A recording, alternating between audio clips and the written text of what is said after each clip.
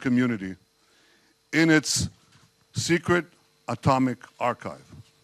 We're going to show you Iran's secret nuclear files. You may well know that Iran's leaders repeatedly deny ever pursuing nuclear weapons. You can listen to Iran's Supreme Leader, Ali Khamenei. I stress that the Islamic Republic has never been after nuclear weapons. You can listen to Iran's President, Hassan Rouhani. Nuclear weapons and other weapons of mass destruction have no place in Iran's security and defense doctrine and contradict our fundamental religious and ethical convictions.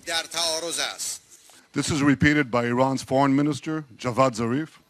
We didn't have any program to develop nuclear weapons. Anyway, we consider nuclear weapons both irrational as well as immoral. Well, tonight I'm here to tell you one thing. Iran lied. Big time. After signing the nuclear deal in 2015, Iran intensified its efforts to hide its secret nuclear files. In 2017, Iran moved its nuclear weapons files to a highly secret location in Tehran. This is the Shorabad district in southern Tehran. This is where they kept the atomic archives, right here. Few Iranians knew where it was, very few, and also a few Israelis. Now, from the outside, this was an innocent-looking compound. It looks like a dilapidated warehouse.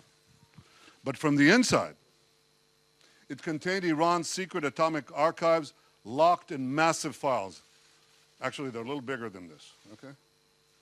A few weeks ago, in a great intelligence achievement, Israel obtained half a ton of the material inside these vaults.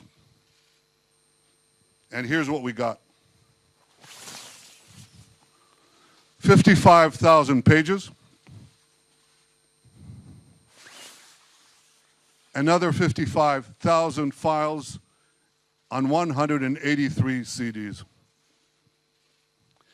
Everything you're about to see is an exact copy of the original Iranian material. You may want to know where are the originals? Well, I can say they're now in a very safe place.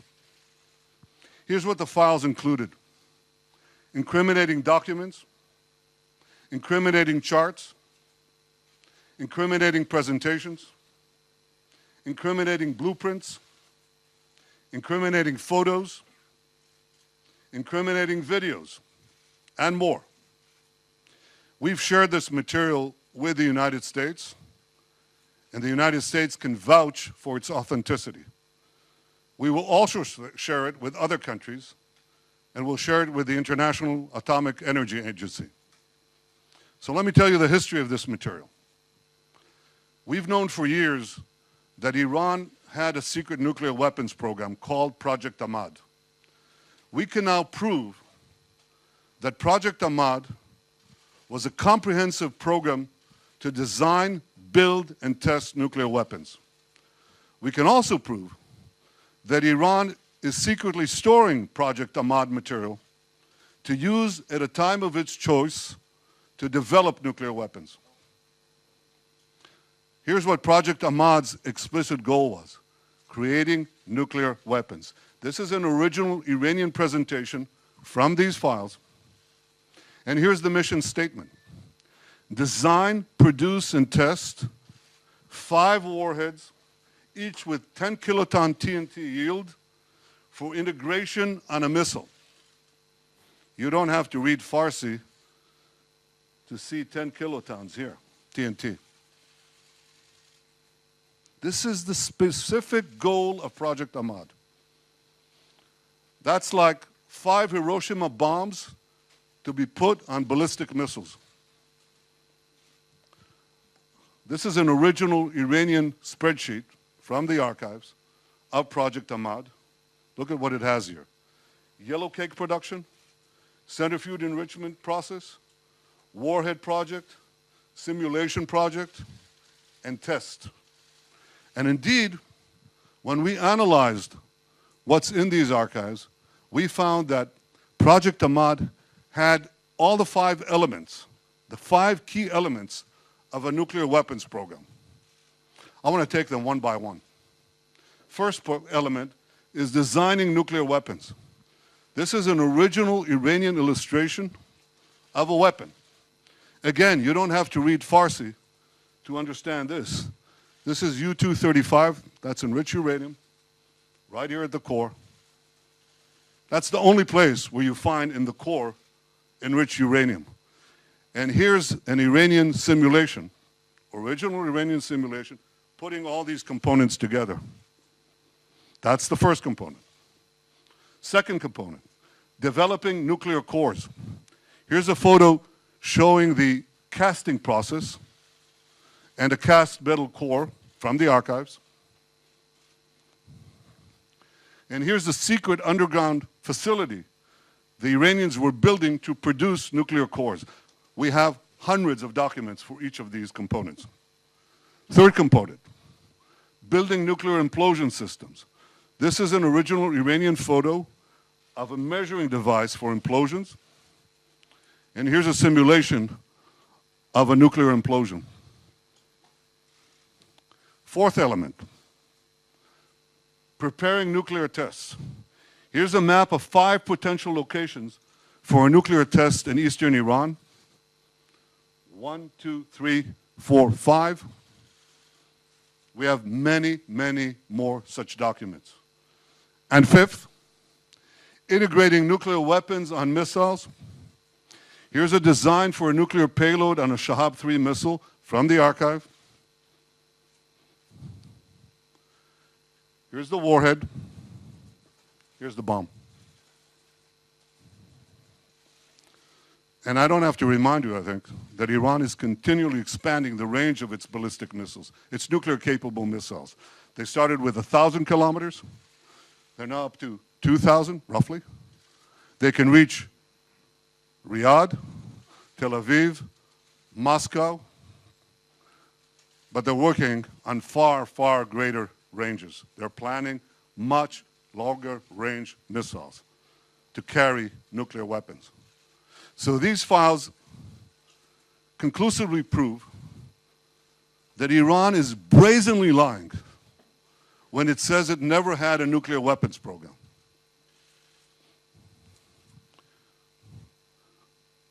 The files prove that. But here's what happened next. Iran was faced with mounting pressure in 2003. You remember that. That was following the Gulf War. So it was forced to shelve Project Ahmad. But it didn't shelve its nuclear ambitions. So Iran devised a plan to do 2 things. First, to preserve the nuclear know-how from Project Ahmad. And second, to further develop its nuclear weapons-related capabilities. That plan came directly from Iran's top leadership. Here's another document from the archive. This is following the new directive of Iran's Minister of Defense, Mr. Shamkhani. Today is the director of the National Security Council. Following the new directive of Iran's Minister of Defense, the work would be split into 2 parts, covert and overt. A key part of the plan was to form new organizations to continue the work. This is how Dr. Mohsen Fakhrizadeh, head of Project Ahmad, put it. Remember that name, Fakhrizadeh. So here's his directive. It's right here. And he says, the general aim is to announce the closure of Project Ahmad, but then he adds, special activities, you know what that is, special activities will be carried out under the title of scientific know-how developments. And in fact, this is exactly what Iran proceeded to do. It continued this work in a series of organizations over the years. And today, in 2010, or 2018, this work is carried out by Sapand. That's an organization inside Iran's defense ministry. And you will not be surprised to hear that Sapand is led by the same person who led Project Ahmad, Dr. Fakhrizadeh, and also, not coincidentally, many of Sapand's key personnel worked under Fakhrizadeh on Project Ahmad. So this atomic archive clearly shows that Iran planned at the highest levels to continue work related to nuclear weapons under different guises and using the same personnel. I want to give you another example of Iran's nuclear weapons-related activities that continued after Project Ahmad. You all remember the Fordow facility? Can you show that? Fordow uranium enrichment facility. This was a secret underground enrichment facility that the Iranians built under a mountain. You don't put thousands of centrifuges under a mountain to produce medical isotopes. You put them there for one reason: nuclear weapons, enrichment for nuclear weapons. But the files show that Fordow was designed from the get-go for nuclear weapons as part of Project Ahmad. Here's an original Iranian blueprint of Fordow. And what happened was that Iran continued to build Fordow years, secretly build it, years after Project Ahmad ended. Here's what it looks like. That's the entrance. It goes under a mountain. You also will not be surprised that Iran insisted on keeping Fordow. And amazingly, the nuclear deal enabled it to do it. It enabled it to do it, but this came with a hitch. Iran was required by the IAEA to come clean, by the nuclear deal, to come clean to the International Atomic Energy Agency about its nuclear program. This was an explicit condition for implementing the nuclear deal. Iran has to come clean. So in December 2015, the IAEA published its final assessment of what it called the military aspects of Iran's nuclear program. This is the report. This was Iran's chance to fully come clean to the IAEA. They could tell the truth. They could say, we had this program, the secret program. It's over. We shelved it. It doesn't exist. We destroyed the material. Here's what Iran actually told the IAEA. It said, Iran denied the existence of a coordinated program aimed at the development of a nuclear explosive device, and specifically denied, get this, specifically denied the existence of the Ahmad plan. The material proves otherwise, that Iran authorized, initiated, and funded Project Ahmad, a coordinated program aimed at the development of a nuclear explosive device. Here's another document from the archive. This is a master plan of Project Ahmad. Iran said to the IAEA, no work has been conducted with multi-point initiation. This is multi-point initiation. You got to forgive me. This jargon, this scientific terminology is something that is necessary to understand the production of nuclear weapons. But here's what they say. No work has been conducted with MPI technology in hemispherical geometry. But again, the archive shows that this is a complete fabrication. Iran conducted extensive work with MPI technology in hemispherical geometry. Here's an example. Hundreds of more documents prove it. Iran said to the agency that it had not conducted metallurgical work specifically designed for a nuclear device. But the files again show that this is a lie. Iran conducted extensive metallurgical work specifically designed for a nuclear device. Here's an original Iranian photo, plenty more in the archive. So what I've shown you tonight is just a fraction of the total material that we have. But even from this sample, you can draw four main conclusions. First, Iran lied about never having a nuclear weapons program. 100,000 secret files prove that they lied. Second, even after the deal, Iran continued to preserve and expand its nuclear weapons know-how for future use. Why would a terrorist regime hide and meticulously catalog its secret nuclear files if not to use them at a later date. Third, Iran lied again in 2015 when it didn't come clean to the IAEA as required by the nuclear deal. And finally, the Iran deal, the nuclear deal, is based on lies. It's based on Iranian lies and Iranian deception. 100,000 files right here prove that they lied. So here's the bottom line. Iran continues to lie. Just last week, Zarif said this. We never wanted to produce a bomb. Again? We never wanted to produce a bomb. Yes, you did. Yes, you do. And the Atomic Archive proves it.